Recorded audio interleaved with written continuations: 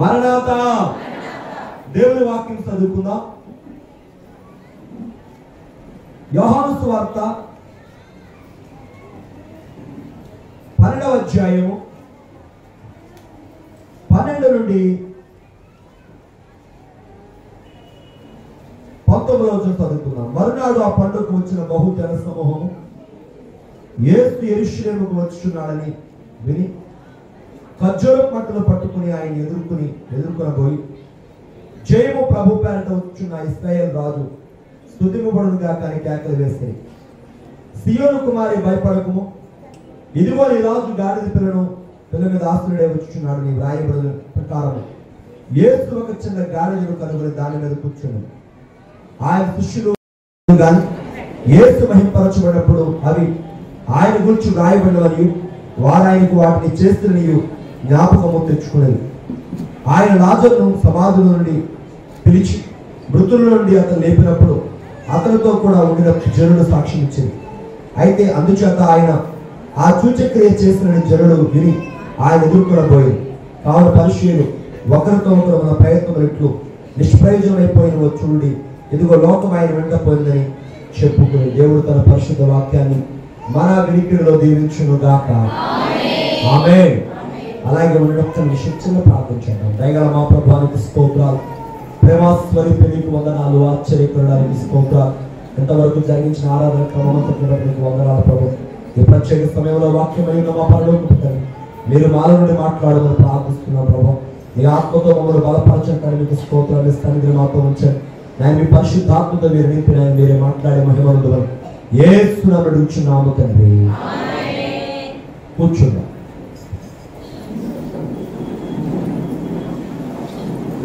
యేసుక్రీస్తు ప్రభువాందిన జయమే ఎల్లవారి కౌను కోరిన వేడిన నామిన యేసు తేరి చిక్కుల పైన యేసుతోన జయము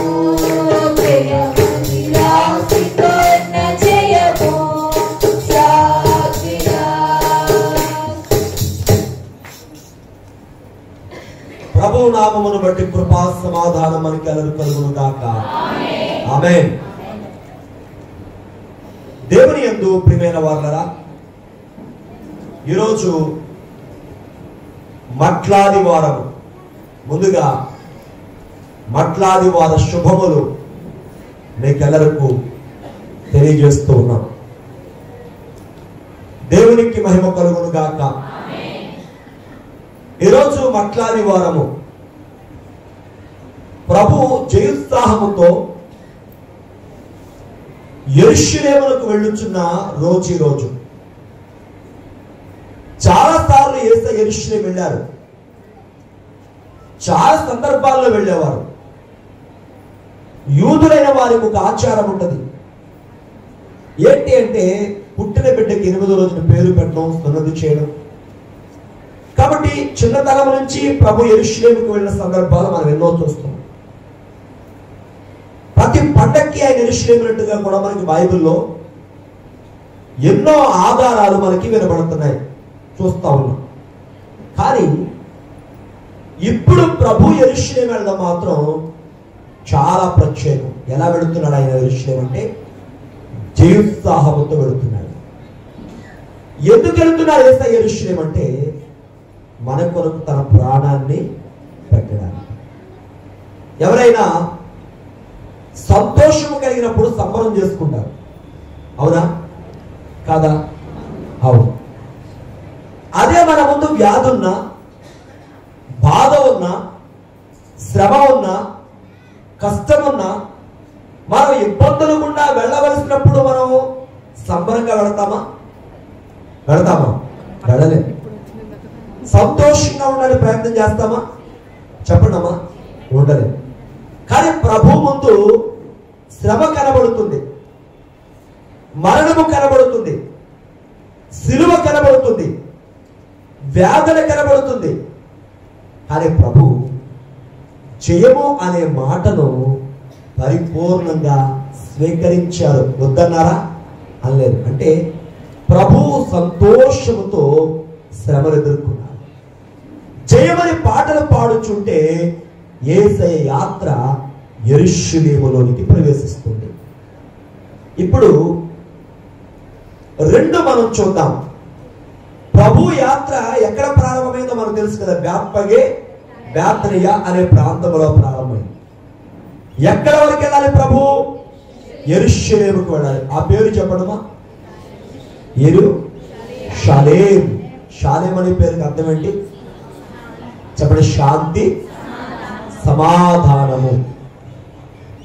రెండు పదాల కలయిక ఆ పట్టణం పేరు. ఒకటి యెరూ, రెండో మాట షాలేం. దేవుని పేరు ఎక్కడైనా మనకి ఏమని పిలువబడుతుందంటే ఏ అని పిలువబడుతుంది. అందుకే ప్రభు తెలుగులో పలికి నాలుగో మాట ఏలి ఏలి లామా సబక్తాని. ఏలి అంటే అర్థం ఏంటమ్మా? నా దేవా నా దేవా. ఎక్కువ పేరు చూడండి ఏ మీద ఉంటాయి. ఏలిషా, ఏలియా, ఎహెజ్కేలు, ఇలాగ ఏ అనే పేరు చూస్తుంది. షాలేము అంటే అర్థం ఏంటంటే శాంతి లేక సమాధానం. నిజమైన సమాధానం ఎప్పుడంటే శాంతి రాజు అనే పేరు కలిగిన మన ప్రభువు వచ్చినప్పుడే. దేవుని స్తోత్రం. షాలేములో ఏముంది? శాంతి ఉంది కదా. యేసయ్య పేరులో ఏముంది? శాంతి ఉంది. యేసు ప్రభు ఎవరు చెప్పండి? యెషయా గ్రంథం హెబ్రీ పత్రిక 7వ అధ్యాయం చూస్తే ఆయన పేరు కట శాంతి రాజు, సమాధానపు రాజు అని అర్థమిచ్చునట్టి షాలేము రాజు. దేవునికి స్తోత్రం. కాబట్టి యెరూషలేముకి ఎవరు వెళ్ళారు? సమాధానకర్త అయిన యేసయ్య వెళ్ళారు. ఆయన ఎలా వెళ్ళారట? గార్ధబం మీద. ఎలాగమ్మా? గట్టిగా చెప్పండి. యెరూషలేము అనేది ఇప్పుడిప్పుడు ఏర్పడిన పట్టణం కాదు. ఒక 100 ఏళ్ల క్రితమో 500 ఏళ్ల క్రితమో 1000 ఏళ్ల క్రితమో ఏర్పడిన పట్టణం కాదు. కానీ యెరూషలేము పట్టణానికి 5000 సంవత్సరాల చరిత్ర ఉంది. చరిత్ర కలిగిన పట్టణం యెరూషలేము. యెరూషలేము చుట్టూ అనేక గొప్ప గొప్ప రాజ్యాలు వచ్చినట్టుగా మనం చూస్తాం. యెరూషలేము చుట్టూ ఐగుప్తు వంటి రాజ్యం, బబులోను రాజ్యములు, పారసీక రాజ్యము, గ్రీకు రాజ్యము, రోమన్ రాజ్యము. యెరూషలేము చుట్టూ చాలా రాజ్యాలు ఉన్నాయండి. యెరూషలేమును ఆక్రమించుకోవాలని అనేక మంది రాజులు దండెత్తి వచ్చారు. వాళ్ళందరి వాహనం ఏంటమ్మా చెప్పండి? గుర్రములు. గుర్రము యుద్ధమునకు గుర్తయితే గార్ధబము సమాధానానికి గుర్తు. చెప్పండి దేనికి గుర్తు? గుర్రము దేనికి గుర్తు? యుద్ధమునకు. గార్ధబం దేనికి గుర్తు? సమాధానానికి గుర్తు. ఎప్పటి వరకు యెరూషలేము మీద ఎంతమంది రాజులు దండెత్తారో అంటే యేసయ్య కాలానికి ముందు కానివ్వండి, యేసయ్య తర్వాత ఇప్పుడు కూడా ఎంతమంది రాజు యెరూషలేముపై దండెత్తారో వాళ్ళందరూ గుర్రాల మీద వస్తే మన రాజైన యేసయ్య ఏం చేశారమ్మా అంటే గార్ధబం మీద వచ్చారు. దేవునికి స్తోత్రం. వాళ్ళు ఎందుకు వచ్చారు? రక్తమును పారించి ప్రజా రక్తమును ఒలికింప చేసి ఆ రాజ్యాన్ని పట్టుకోవాలని వస్తే యేసయ్య మన రాజు అయితే చెప్పండి ఆయన రక్తమును ఒలికించి మనలను తన బిడ్డలుగా సంపాదించుకున్నారు. దేవునికి స్తోత్రం. గార్ధబము అనేది సాత్వికానికి గుర్తు, గుర్రమేమో యుద్ధానికి గుర్తు.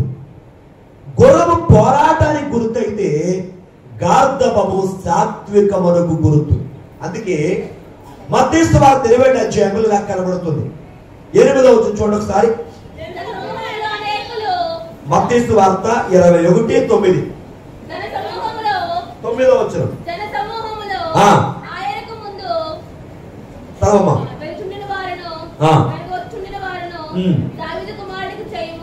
చూడండి ఇక్కడ మనం చూస్తే 5వ వచనంలో ఇదిగో నీ రాజు సాత్వికుడు. చెప్పండి నాతో గట్టిగా చెప్పండి అమ్మా. సాత్వికుడు.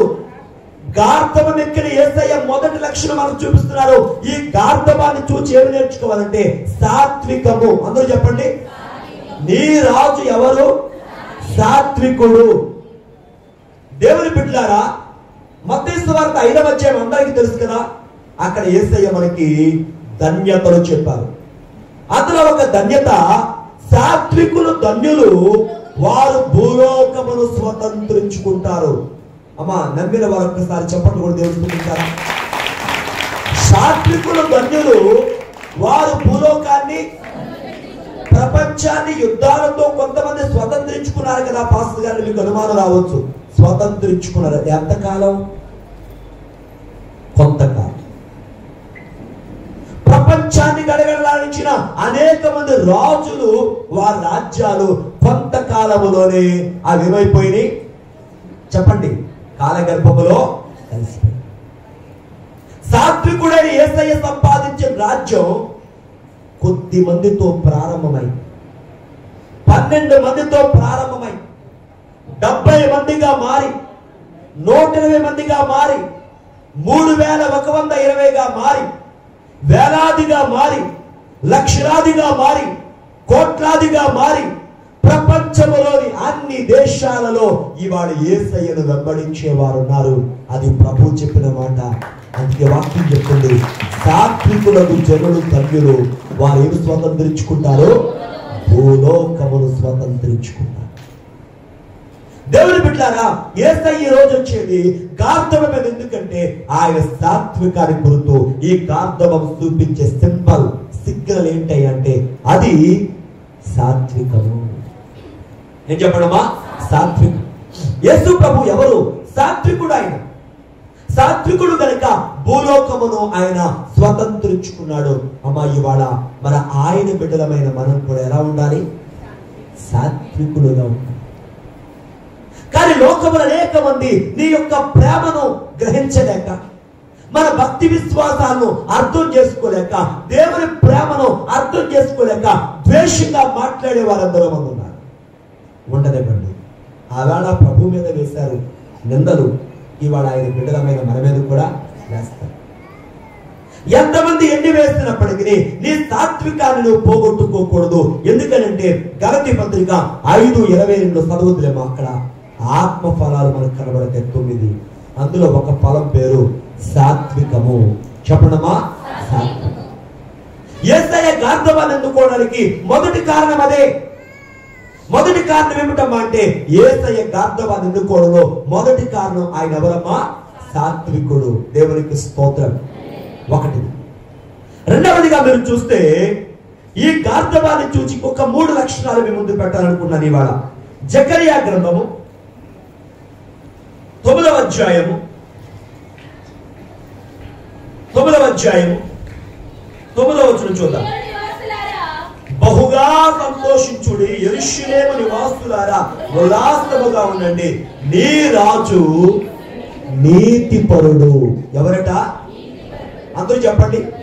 అందరం అనుకుంటాం మనం నీతిమంతులమే కదా, నేను మంచి కార్యాలు చేశాను కనుక నీతిమంతుణ్ణి, నేను ఎవరి ఆస్తిని ఆక్రమించలేదు కనుక నీతిమంతుణ్ణి, నేను ఎవరికో దాన ధర్మాలు చేశాను కనుక నీతిమంతుణ్ణి, నేనేదో దేవుని కొరకు మంచి పని చేశాను కదా నీతిమంతుణ్ణి అనుకునే వాళ్ళరా, మనకి బైబిల్ ఏం చెప్తుందంటే, మన నీతట దేవుని దగ్గర ఒక మురికి గుడ్డతో సమానం అని వాక్యం. మరి నీతిమంతుడు ఎవరు? నీతికి ఆధారం ఎవరు? నీతి సిగురు ఎవరమ్మా అంటే మన ప్రభు అయిన యేసు. అందుకే ఎబ్రీ పత్రిక 7వ అధ్యాయం మీకు చూపించాను, చదువుతుంది అక్కడ ఉంది. షాలేము రాజు అంటే నీతి రాజు, సమాధానపు రాజు అని అర్థమించునట్టి షాలేము రాజు. యేసయ్య ఎవరు? నీతిమంతుడు. తండ్రి దగ్గర ఏదైతే ఆయన మాట ఇచ్చుకుని ఈ భూలోకానికి నీ కొరకు నా కొరకు ప్రాణం పెట్టడానికి వచ్చారో, ఆ మాట ఎంత భారమైన వెచ్చమనే తోటలో ప్రార్థన చేస్తున్నాడు. ఏంటా ప్రార్థన అంటే, ప్రియమైన వారనా, తండ్రి నీ చిత్తమైతే ఈ గిన్నె నా యొద్ద నుండి తొలగించు, ఆయన నా ఇష్టం కాదయ్యా, నీ చిత్తమే నెరవేరును గాక. ఏం జరుగునమ్మా? నీ చిత్తమే నెరవేరుగాక. అంటే తండ్రి చిత్తానికి లోబడి ఆయన ఏం చేశారు? మన కొరకు తన ప్రాణమును ఆయన ధారపోశారన్న సత్యాన్ని మనము గమనించాలి. మన ప్రభువైన యేసయ్య ఆయన ఎవరు అంటే నీతిమంతుడు. ఈ గార్ధబాన్ని ఎన్నుకోవడం కనబడుతుంది రెండవ లక్షణం. మూడవదిగా చూస్తే ఈ గార్ధబాన్ని ఎన్నుకోవడం ప్రభువు చూపించినటువంటి మూడవ లక్షణం, రక్షణ గలవాడు ఆయన. ఎవరమ్మా? గార్ధబు ఏ లక్షణం ఉంటుంది దాంట్లో? మాట్లాడండి. గార్ధబానికి ఒక లక్షణం ఉంటుంది. ఏంట లక్షణం అంటే భారాన్ని మోసే లక్షణము. చెప్పడమా? ఎంత బరువు వేసిన ఏం చేస్తుంది? మోస్తుంది. చాలా సందర్భాల్లో ఎవరైనా కష్టపడి పనిచేస్తారంటే వాళ్ళు పెద్ద అంటాడు, గాడిలాగా పాపం ఎంత పని చేస్తాడండి అంటారు. అంటే గార్ధబు ఏం చేస్తారన్నమాట? ఎంత భారం వేసినా మోస్తుంది. యేసయ్యను గురించి సువార్తికుడు బాప్తిస్మిచ్చే యోహాను గారు ఒక మాట అంటాడు, ఇదిగో లోక పాపమును మోసుకుని పోవు దేవుని. ఎవరా గొర్రె పిల్ల? యేసయ్య. ఏ భారాన్ని మోస్తాడు? లోకమందరి పాపాన్ని. బైబిల్ గ్రంథంలో మనం చూస్తే ఆదాము కుమారుద్దరు దేవుని దగ్గర బలి తీసుకెళ్ళడానికి మనిషి ఒక బలి తీసుకెళ్ళి రావేళ ఆది కాండము.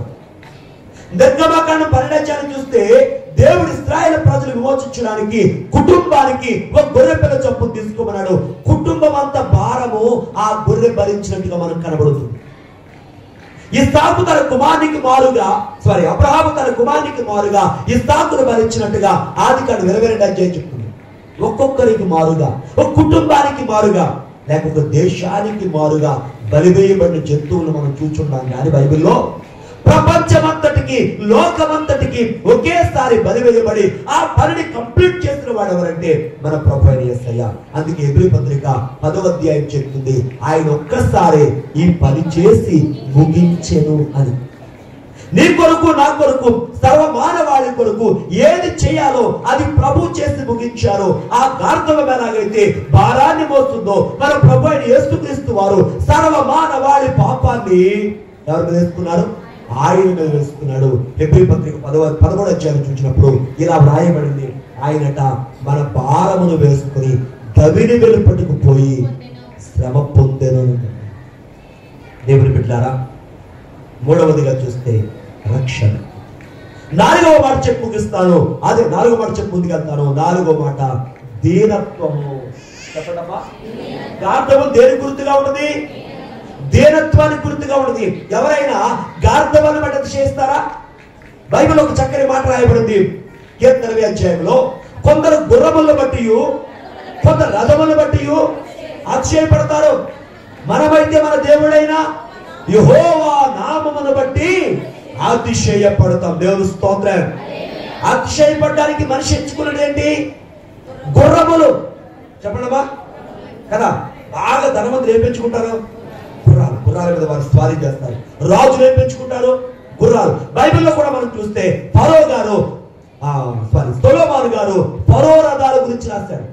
ఫరో రథస్వములతో నిన్ను పోల్చెదను అని చెప్పేసి అక్కడ మనకు రాయబడింది పరమగీతంలో. దేవుని బిడ్డలారా, ఈ కారణాలను బట్టి మనం చూస్తే ఎవరైనా దేన్ని బట్టి అతిశయిస్తారయ్యా అంటే గుర్రాలను బట్టో, ధనాన్ని బట్టో, వెండి బంగారాలను బట్టో, భూములను బట్టో, భవంతులను బట్టో, వారికి వస్త్రధారణ బట్టో అలంకరించవచ్చు. వారు అతిశయపడవచ్చు. కానీ యేసయ్య అయితే గార్ధబాన్ని కోరుకున్నాడు. ఆయన కావాలంటే ఏమి రాదా? గొడవ రాదా అండి? మరి ఎందుకు ఆయన కోరుకునంటే ఆయన దీన మనస్సు కలిగిన వాడు, తగ్గింపు కలిగిన వాడు. ఈ గార్ధబాన్ని ఎన్నుకోవడంలో 4 లక్షణాలు ముందు పెట్టారు. ఇక యేసు ప్రభువు యాత్ర జరుగుతుంది కదా. ఎక్కడి నుంచి మొదలైంది యాత్ర?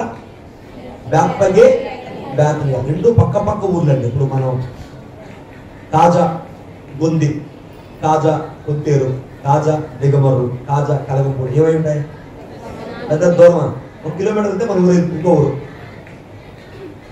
పక్కనే ఉంటాయి కదా ఊళ్ళని, అవునా కదా? అలాగే బేత్పగే, బేతనియా అనేది 2 ప్రక్కన ఊరు. కానీ ఈ ఊర్లలో గార్ధబాన్ని ఎన్నుకొని గార్ధబం మీద కూర్చున్న ప్రభువుని ఈ గార్ధబం ఏం చేస్తుందంటే యెరూషలేముకు తీసుకెళ్ళిందని వాక్యం చెప్తుంది. వినండి ఒకసారి జాగ్రత్తగా. ఈ బేత్పగే బేతనీ అనే ఊర్లు ఎక్కడ ఉంటుంది తెలుసా మీకు? ఒలీవా కొండ కింద ఉంటాయి, యోర్దాను నదికి పక్కన ఉంటాయి. యెరూషలేము ఎక్కడ ఉంటుంది? కొండ పైన కొన్ని వందల అడుగుల ఎత్తులో ఉంటుంది. ఇప్పుడు ఇవాళ మనుషులు ఎలా అయిపోయామంటే, మీ బిల్డింగ్ మీదకి ఎన్ని మెట్లు ఉంటాయి? మహా అయితే 22 మెట్లు ఉంటాయి, అంతేనా? ఇంకా కొంచెం తక్కువ చిన్న మెట్లు కూడా మనం 30 వేసుకోండి. పోయి 30 ఎవరు పెట్టరా అనుకోండి. 30 మెట్లు ఎక్కడానికి 2 సార్లు ఆగుతున్నాము. ఏంటి ఎన్ని మెట్లు? 30 మెట్లు అంటే 10 అడుగులు ఎత్తుంది. అలాంటిది యెరూషలేము అనే ఆ పట్టణం కొండ మీద ఉన్న పట్టణం అని బైబిల్ చెప్తుంది మనకి. కొన్ని వందల అడుగుల ఎత్తులో ఉన్న ఆ పట్టణం మీదకి యేసయ్యను ఎత్తుకుని మోసుకుంటూ వెళ్ళింది గార్ధబం. నేను అంటున్నాను, ఈ గార్ధబము ప్రభువు ఏం చేస్తుందమ్మా? మోసింది. చెప్పండి, ఇంకా ఊరేగించింది. ఎక్కడ వరకు? యెరూషలేము వరకు. దైవ జనాంగమా, నువ్వు ప్రభుని ఎత్తుకున్నావు, ఎక్కడ వరకు పోయాలమ్మా అంటే నూతన యెరూషలేము వరకు. దేవుని స్తోత్రం, హల్లెలూయా. ఎక్కడ వరకు పోయాలి? మధ్యలో ఆపేయడం కాదు. ఈ గార్ధబం ప్రభుని ఊరేగించింది. మనం కూడా ప్రభుని ఏం చేయాలి? ఊరేగించాలా వద్దా? ఊరేగించాలి. ఎలాగా? ఇవాళ మాట్లాడేవారం అండి, నేను మాట్లాడుకొచ్చాను. ప్రభు కోసం చర్చి కాడి నుంచి ఇక్కడ నడిచి వచ్చేసాను. అదే ఊరేగించడం అంటే. మంచిదే, మనం రావడం దేవుడిని కనపరచడం మంచిదే, కానీ నేను చెప్పేది అది కాదు. నీ పరిశుద్ధ ద్వారా ప్రభుని ఊరేగించాలి. దేవుని స్తోత్రం. నీ ప్రార్థన ద్వారా ప్రభుని ఊరేగించాలి. నీ సాక్ష్యం ద్వారా ప్రభుని ఊరేగించాలి. నీ విశ్వాసం ద్వారా ప్రభుని ఊరేగించాలి. ఇందాక మనం చెప్పుకున్న 4 లక్షణాలు చెప్పండి. దీనత్వం, సాత్వికం, వీటి ద్వారా ప్రభుని మనం ఏం చేయాలి? ఆ గణపరచడమే ఊరేగించడం అంటే.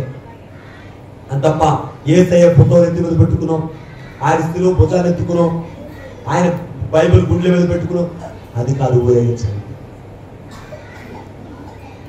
యేసుతో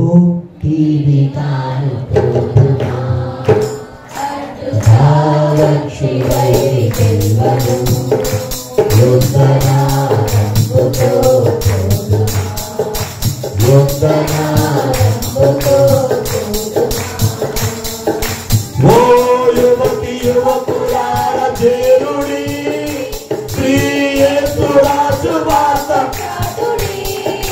ఓ యువతి యువకులార శ్రీ యేసురాజు వాస చాతుడి. లోకమంత ఏకమై యేసునాథు గెలువను.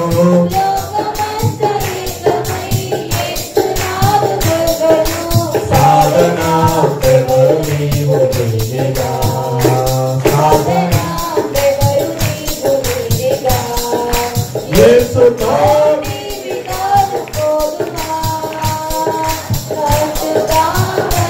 వైరి గెలువను.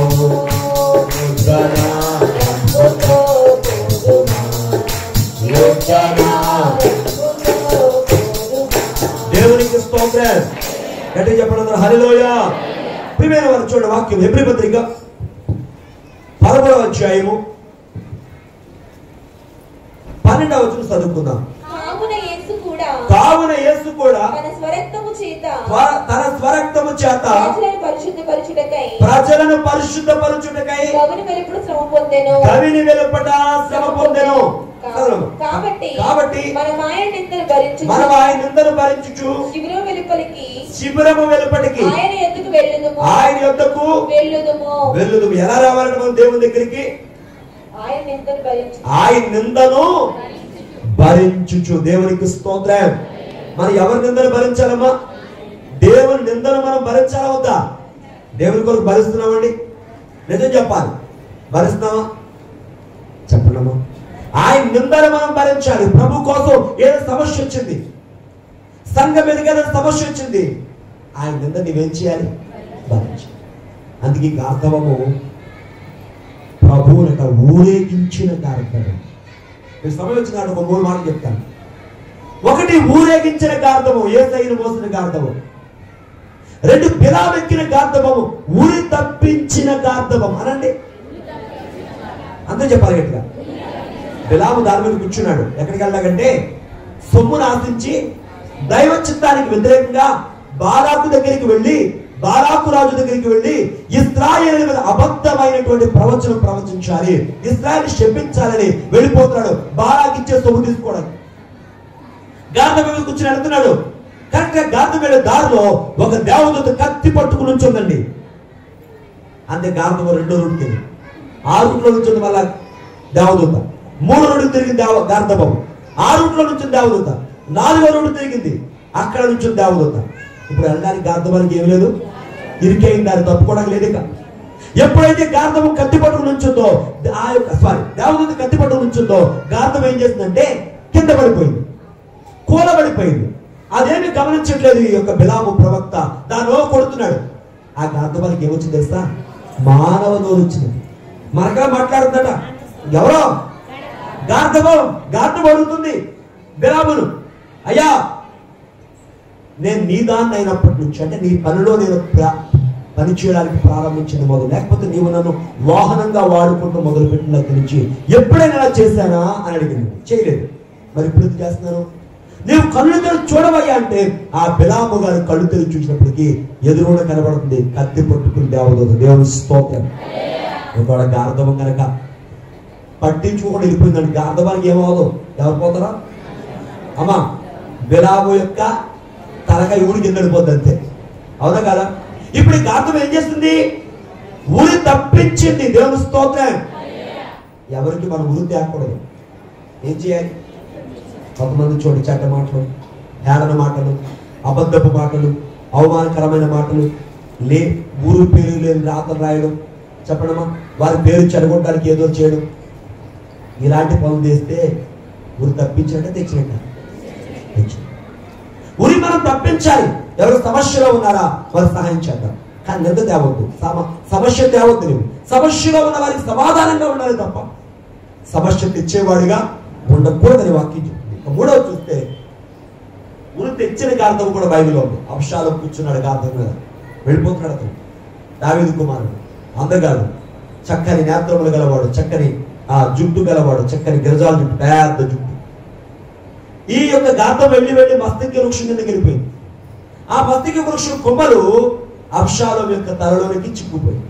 ఆడు తీసుకుందామని లోపల శత్రువు చూచాడు. దావీదు సైనికుడు ఏం చేశారు? అతన్ని ఊరు తెచ్చిందంట. ఊరు తప్పించింది బిలాము గార్ధము. ఊరేగించిన గార్ధం ఎవరో? యేసయ్య కూర్చున్న గార్ధం. మరి మన ఎలా ఉన్నప్పుడు చెప్పండి అమ్మా.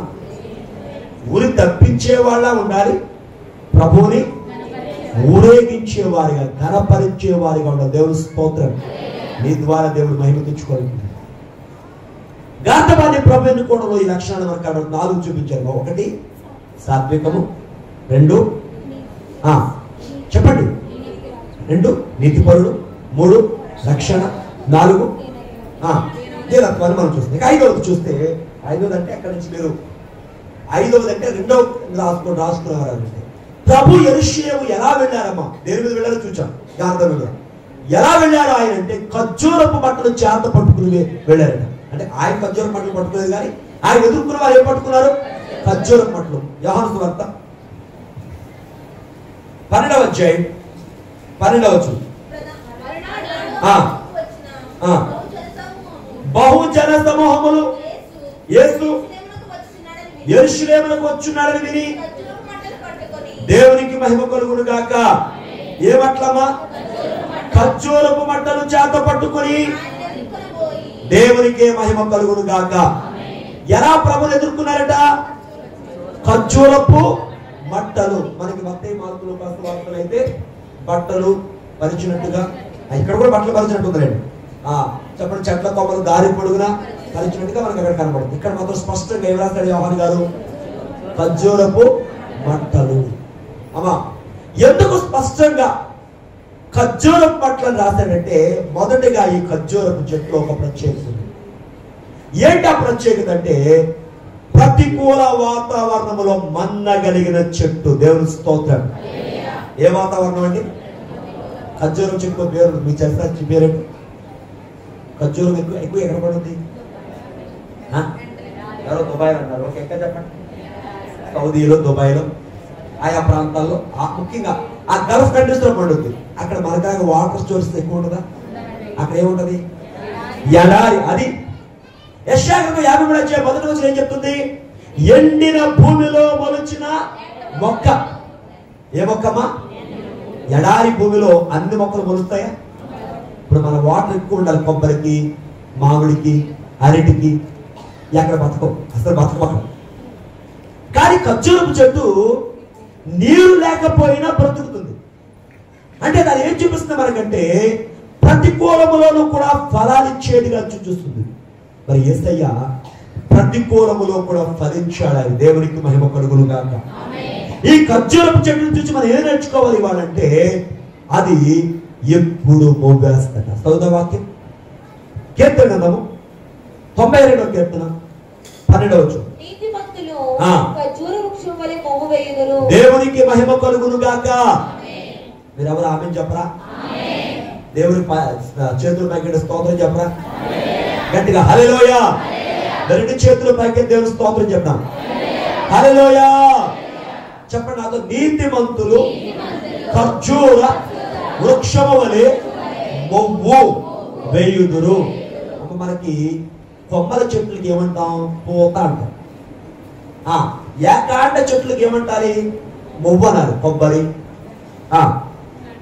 తాటి, ఈత, ఖర్జూరం ఇవి ఏకాండ చెట్లు కదా. వాటి కొమ్మలు ఉండవు కదా, బ్రాంచెస్ ఉంటాయి. ఇప్పుడు మామిడి చెట్టు అటువంటి పూత. ఇప్పుడు ఖర్జూర వృక్షం వలె వారు ఏం చేస్తారట? మొవ్వు వేస్తారు. అంటే ఖర్జూర వృక్షం ఏం చెప్తుందంటే నీతికి సాదృశ్యమే కాకుండా ప్రతికూల పరిస్థితుల్లో ఫలిస్తుంది. యెరూషలేము వెళితే ప్రభుకి ఏముంది? సిలువ ఉందండి, మరణం ఉంది, శ్రమ ఉంది, నింద ఉంది. వెళ్ళాడా? ఆగిపోయాడా? చెప్పాలమ్మా. యేసు ప్రభు శిష్యులందరినీ పిలిచి మన యెరూషలేము వెళుతున్నాం, మనిషి కుమారుడు పాపిష్టాన్ని మనుషుల చేతికి అప్పగించబడతారు, వారిని పట్టుకుంటారు, సిలువ వేస్తారు, 3వ దినం తిరిగి లేస్తాను ప్రభు చెప్పగానే పేతురు అన్నాడు, ప్రభా అది నీకు దూరం అవుదుగా అన్నాడు. ఏది మంచిగా అన్నాడా చెడ్డగా అన్నాడా? ఒక విధంగా ఆలోచిస్తే ప్రభు అన్న ప్రేమ కదా, ప్రభు గురించి అలా అన్నాడే అనిపిస్తుంది. ఒక విధంగా ఆలోచిస్తే దైవ చిత్తానికి వ్యతిరేకంగా మాట్లాడాడు కాబట్టి యేసయ్య వెంటనే అన్నారు, సాతానా వెనక్కిపో. అంటే ఎవరికైనా పేతులేగా ఆలోచిస్తాం మనం, అంతే కదా. ఇంకో దారిలో ఎత్తుకెళ్ళేవాయి బాబు, అక్కడ కష్టం ఉంటేనే అంటామనమా. ఇప్పుడు యేసు ప్రభు వారు కూడా అక్కడ శ్రమ కనబడుతుంటే యెరూషలేము ఎందుకు వెళ్ళాలి? మన వాదం అయితే అదే, మన మాట అయితే అదే. కానీ ప్రభు ఏం చేస్తారంటే పరిస్థితులు ఎలా ఉన్నా ఫలించారు. దేవుని బిడ్డలారా, ఈ మట్లాది వారిని మనం ఏం నేర్చుకోవాలంటే పరిస్థితులు ఎలా ఉన్నా ప్రభువులో ముందుకే సాగుదాం.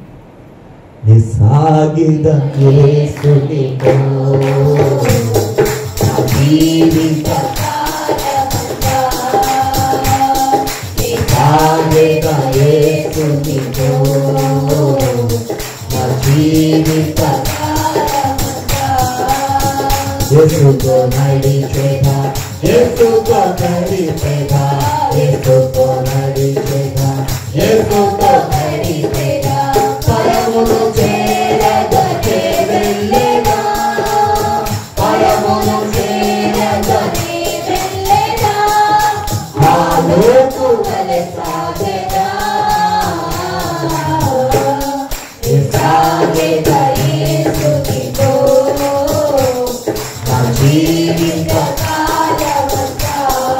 దేవునికి స్తోత్రం. పరిస్థితులు ఎలా ఉన్నా ఏం చేయాలి? మనం ఫలించాలి. అనండి గట్టిగా. నీతిమంతుడు ఖర్జూర వృక్షం వలె మోగేస్తాడు. అమ్మా, పరిస్థితులు మనకు అనుకూలంగా లేవు. రకరకాల సమస్యలు మన మీదకి రాబోతున్నాయి, సంఘం మీదకి. పరిస్థితులు ఎలా ఉన్నా వైపు చూస్తూ మనం ముందుకు సాగుదాం. నీతిమంతుడు ఏం చేస్తాడు? ఖర్జూర వృక్షం వలె. ఖర్జూర చెట్టు ఎడారిలో పడుతుంది కానీ దాని ఫలం మాత్రం ప్రపంచమంతా ఫేమస్. అవునా? పుల్లగా ఉంటుంది అది. అమ్మ, ఖర్జూర పండు పుల్లగా ఉంటుందా? చేదుగా ఉంటుందా? వగరగా ఉంటుందా? ఎలా ఉంటుంది? మధురంగా ఉంటుంది. అది ఎక్కడ ఫలిస్తుంది? ఎక్కడుంటుంది? ఎడారిలో. అది దాని ఫలం ఏంటి? దేవుని బిడ్డలారా, ప్రతికూల పరిస్థితులు కూడా ప్రభు వెళ్ళారు. ప్రభు ఇచ్చిన ఫలం ఏంటి? ప్రపంచానికి మధురం. కాబట్టి నీవు ఈ మట్లాది వారం నాడు మధురమైన జీవితం కలిగి ఉండాలంటే ప్రభు వారి మనం ముందుకే సాగాలి, కానీ ఆగే వారిగానే ఉండడానికి వీలు నేను వాక్యం చెప్తాను. రెండవది, ఈ ఖర్జూర చెట్టు దేని గుర్తుగా ఉంది అంటే అందమునకు అనగా సౌందర్యానికి గుర్తుగా ఉంది. ఇప్పుడు చాలా పెద్ద పెద్ద కాంప్లెక్స్ ముందు, పెద్ద పెద్ద హోటల్స్ ముందు ఏమేస్తున్నారమ్మా? ఖర్జూరపు చెట్టు. ఎందుకు? అది అందమునకు గుర్తుగా కనబడుతుంది. దేవుని బిడ్డలారా, ఈ ఖర్జూర చెట్టు ఎలాగైతే అందమైందో యేసయ్యట ఎంతో అందమైన వాడు. సౌదావాక్యం పరమగీతము 5వ అధ్యాయం 10వ వచనం చూద్దాం. నా ప్రియుడు ఎవరు?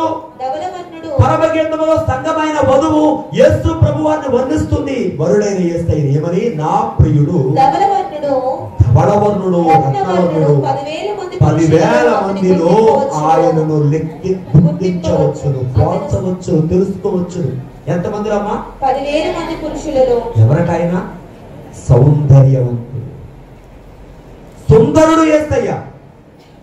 ఒక భక్తుడు రాస్తాడు, ఎంతో సుందరుడమ్మా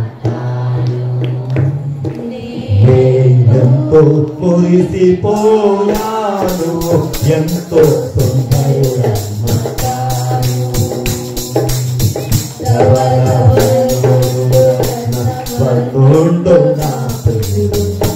అవని 10,000 అతి శ్రేష్ఠుడా తండు.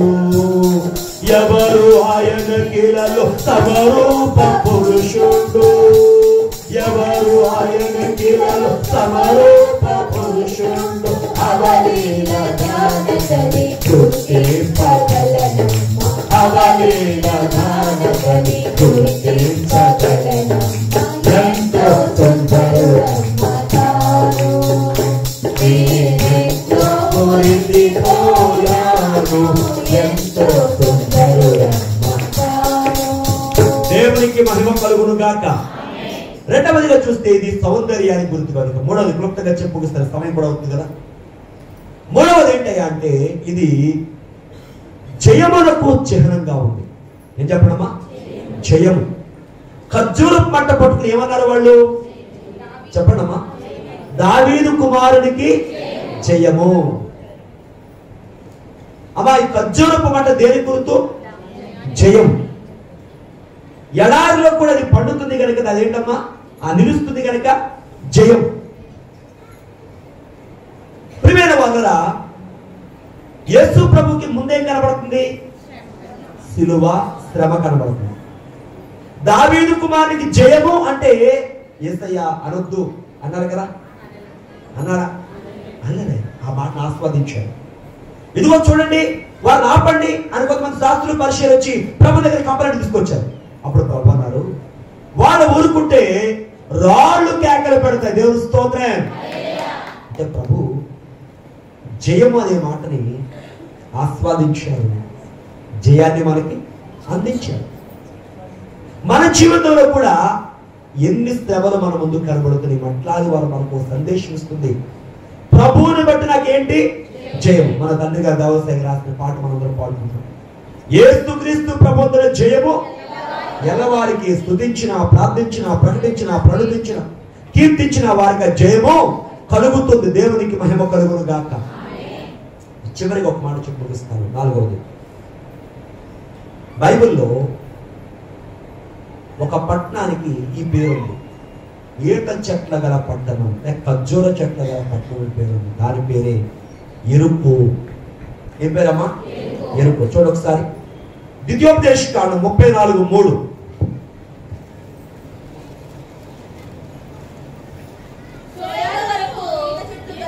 ఈత చెట్లు గల ఎరుకో లోయ అతనికి చూపించెను. దేవునికి స్తోత్రం. దేవుడు మోషే గారికి ఏం చూపిస్తున్నాడట? ఈత చెట్ల గల ఎరుకో లోయ అంతా చూపించాడంట. ఎందుకు తెలుసా మీకు? మోషే గారికి ఎంత చూపించాడు? పిల్లలకి వచ్చి తెరబోయే ముందు విషయం పెట్టుకున్నారు. ఎలాగంటారు కదా లోపలికి ఆ దేశంలోకి? లేదు, మోషే గారి నో ఎంట్రన్స్. ఎవరికండి? మోషే ఒక్కడికి నో ఎంట్రన్స్ అంట. ఇది ఎక్కడ గొడవండి? అందరూ వెళ్ళారు. అమ్మా 25 ఏళ్ళు వయసు దాటిన వాళ్ళు అందరూ ఆరోగ్యం రాలిపోయారండి. 25 ఏళ్ళు వయసు లోపల వాళ్ళందరూ లోపలికి వెళ్తున్నారా? వీళ్ళందరూ నడిపించిన మోషే గారికి మాత్రం దేవుడు ఏమంటాడు? గేట్ పాస్ లేదండి. వీరికి అందరికి గేట్ పాస్ ఉందంట, ఈయనకి ఏమి లేదు. ఎందుకు తెలుసు కదా మీకు?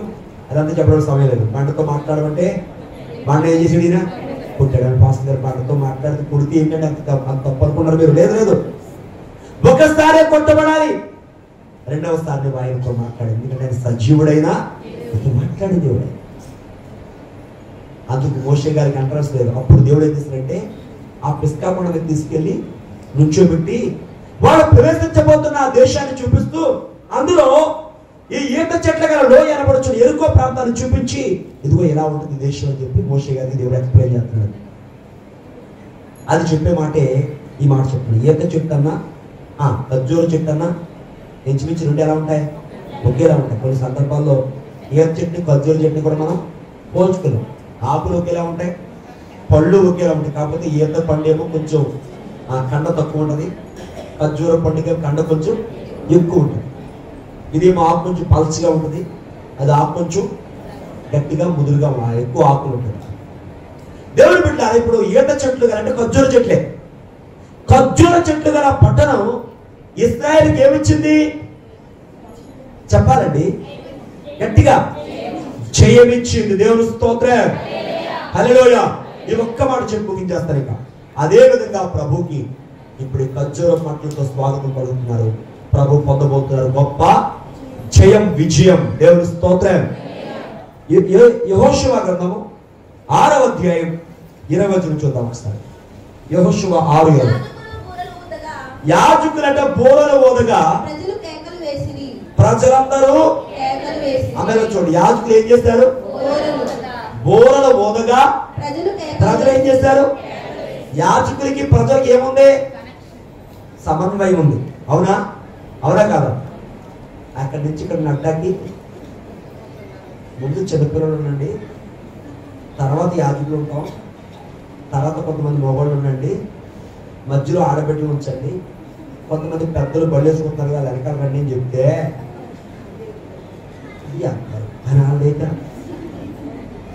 ఏది మన కనెక్షన్? ఏది మన సమన్వయం? ఇక్కడ ఏం జరిగింది? యెహోషువ గ్రంథం 6వ అధ్యాయం అంటే వారు ఎరుకో పట్టణాన్ని పట్టుకున్నారండి. ఎరుకో పట్టణాన్ని జయించారు. ఈ మాట చెప్పి ముగిస్తాను, వినండి. జాగ్రత్తగా కదలదు. ఒక్క మాట, ఒక్క 5 నిమిషాల టైం ముగి చేస్తాను. ఎరుకో పట్టణాన్ని ఎలా జయించారంటే దేవుడు 7 రోజులు ప్రతిష్ఠించాడు. సోమవారం నుంచి ఆదివారం దాకా ఎన్ని రోజులమ్మా? 7 రోజులు. సోమవారం, మంగళవారం, బుధవారం, గురువారం, శుక్రవారం, శనివారం, ఆదివారం. 7 రోజుల్లో 6 రోజులు దేవుడు ఏమన్నాడంటే అంటే సోమవారం శనివారం దాకా రోజు ఒక పర్యాయము ఎరుకో గోడ చుట్టూ తిరగమన్నాడండి. ఇశ్రాయేలు బోరను గుర్తు ఎన్నిసార్లు తిరిగారంట? రోజుకు ఒకసారి. ఇప్పుడు 7వ రోజు ఏ రోజు వచ్చింది అంటే అక్కడ అలా కాదు, మీకు అర్థం చెప్తున్నాను. 7వ రోజు ఏ రోజు వచ్చిందమ్మా? ఆదివారం వచ్చింది అనుకోండి. 7వ రోజు ఎన్నిసార్లు తిరగారంట? ఒక్క రోజు 7 మార్లు తిరగాలి. అందుకు ప్రజలందరూ ఏం చేస్తారంటే పెద్దల కడే లేచారు. దేవుని స్తోత్రం. రోజు నువ్వు ప్రార్థన చేస్తావమ్మా, నీ ఇంట్లో ప్రార్థన ఉంది, నీ కుటుంబంలో అందరూ ప్రార్థన ఉంది, సాయంకాలం ముందు ప్రార్థన చేస్తున్నావు, ఉదయకాలం ముందు ప్రార్థన చేస్తున్నావు. కానీ ఈ రోజు ప్రత్యేకమైన రోజు. ఈ రోజు దేవునికి ఇవ్వడానికి నువ్వు పెద్దల కడే సిద్ధపడి ఉండాలి. నీకు 7 సార్లు ఎరుకోగోడ తిరుగుతున్నప్పుడు ఏం జరిగిందంటే ఎప్పుడైతే యాజకులు బోర్ల ఊతున్నారో ప్రజలట పెద్ద ఎత్తున కేకలేస్తారట. అలా ఎప్పుడైతే 7 మార్లు ఎరుకో గోడ చుట్టూ తిరుగుతూ యాజకులు బోర్ల ఊతూ ప్రజలు కేకలు వేయగా దేవుని స్తుతించగా అంత పెద్ద ఎత్తున గోడలు కుప్ప కూలిపోయింది. దేవునికి స్తోత్రం. చిరస్మరణీయమైన విజయాన్ని, చరిత్రాత్మకమైన విజయాన్ని దేవుడు ఆనాడు స్థాయించాడు. అది ఎరుకో పట్టణం ఈత చెట్ల గల పట్టణం విజయాన్ని సూచిస్తుంటే ఆ ఈత చెట్లకు సాదృశ్యంగా ఉన్న కొబ్బరి ఖర్జూర పంటలు పట్టుకుని యేసయ్యను ఎదుర్కొన్న ప్రజలు ఏం చెప్తున్నారంటే విజయము మీదే యేసయ్య. దేవునికి స్తోత్రం. హల్లెలూయా. అమ్మా మరి యొక్క మట్లాది వాడు మనం ప్రభు స్థలంలో కొన్ని విషయాలు నేర్చుకున్నాం. ఎలా యేసయ్య శ్రమను చూచి వెనక్కి వెళ్ళిపోలేదో ఆయన బిడ్డలమైన మనం కూడా ఎన్ని ప్రతికూల అంశాలు వచ్చినా ప్రభు కొరకు ముందుకు సాగుతాం. ఆ గార్ధవము ప్రభుని ఎత్తుకుంది బేత్లెహేము అనే ఊరు నుంచి యెరూషలేము వెళ్ళే వరకు జాగ్రత్తగా యథార్థంగా దాని లైన్ తప్పిపోకుండా ముందు ప్రజలున్నారు, వెనక ప్రజలున్నారు, మధ్యలో చక్కగా యేసయ్యను మోస్తున్నా ఆ నెమ్మదితో విధానముతో ఏ విధమైనటువంటి కంగారు లేకుండా జాగ్రత్తగా యెరూషలేము వరకు మోసింది కదా. మనం కూడా ప్రభుని ఎత్తుకుందాం. మన హృదయంలో ప్రభుని ధరించాం. ప్రభుని ధరించిన దైవ జనాంగమా జాగ్రత్తగా ప్రభు కొరకు నిలకడ కలిగి యథార్థత కలిగి పారామ యెరూషలేమునకు మనం చేరదాం. అట్టి ధన్యతాశ్వరుడు వరుడైన యేసయ్య మనకు అనుగ్రహించును గాక. ఆమేన్. మోకరించండి, ప్రార్థన చేద్దాం. ఈరోజు కొంచెం మనకి ఆలస్యమైంది. మోకరించండి. ముగింపు ప్రార్థన ప్రార్థన చేద్దాం. ఆ తర్వాత ముగింపు ప్రార్థన చేద్దాం. ముందుగా వాక్యం ప్రార్థన చేద్దాం. మహాపరిశుద్ధుడా మీకు వందనాలయ్యా. గౌరవ పాత్రుడు వగు తండ్రి స్తోత్రం. మా పరలోకపు దేవా, పరిశుద్ధుడు అయిన తండ్రి, మీ ఘనమైన నామములకు వందనములు స్తోత్రములు స్తుతులు చెల్లిస్తున్నాం. పరిశుద్ధుడా, పరలోకపు దేవా, పూజ్యనీయుడా నీకు వందనాలు ప్రభు. మీ ఘనమైన నామములకు నమస్కారాలు చెల్లిస్తున్నాం. అయ్యా, గార్ధవాన్ని వెతుక్కోవడంలో 4 లక్షణాలు మేము చూచాం తండ్రి. మొదటిగా చూస్తే గార్ధవములో సాత్వికం కనబడుతుంది. అవును, నీవు సాత్వికుడు అని లోకానికి తెలియజేస్తావు. స్తోత్రాలు. సాత్వికులు ధన్యులు, వారు భూలోకాన్ని స్వతంత్రించుకుంటారు. వందనాలయ్యా. గార్ధవాన్ని కూడా 2వ లక్షణం కనబడుతుంది. ఏమిటా లక్షణం అంటే అది నాయన దీనత్వానికి సాదృశ్యంగా ఉంది, రక్షణకు సాదృశ్యంగా ఉంది. దేవా, చివరిగా నీతికి సాదృశ్యం కనబడుతుంది. దేవానికి స్తోత్రాలు, వందనాలు. సాత్వికులు ధన్యులు, వారు భూలోకాన్ని స్వతంత్రించుకున్న వాక్యం ఉంటుందా? అవును ప్రభా, నీకు సాత్వికంగా యెరూషలేములో భూలోకమనే స్వతంత్రించుకున్నావు. యెరూషలేము అందరూ మంది ఎన్నో విధాలుగా ఆక్రమించాలని గుర్రములతో రథములతో వెళితే అయ్యా నువ్వు గార్ధవముతో వెళ్ళి నీ ప్రేమతో లోకమును ఆకర్షించిన తండ్రి నీకు స్తోత్రాలు. గార్ధం ఎలాగే మిమ్మల్ని ఎత్తుకుని ప్రభా యెరూషలేము వరకు వెళ్ళే వరకు ఎంత జాగ్రత్తగా విధేయతగా నిన్ను మోసిందో, నీ కొరకు నడిచిందో ప్రభా, మేము కూడా నీ కొరకు నడిచేవారిని నడుస్తున్నాం. ఇంతవరకు వినబడిన వాక్యం అంతరంగాలు ముద్రించాం. యేసు నామమున అడుగుచున్నాము తండ్రి. మరణాతా.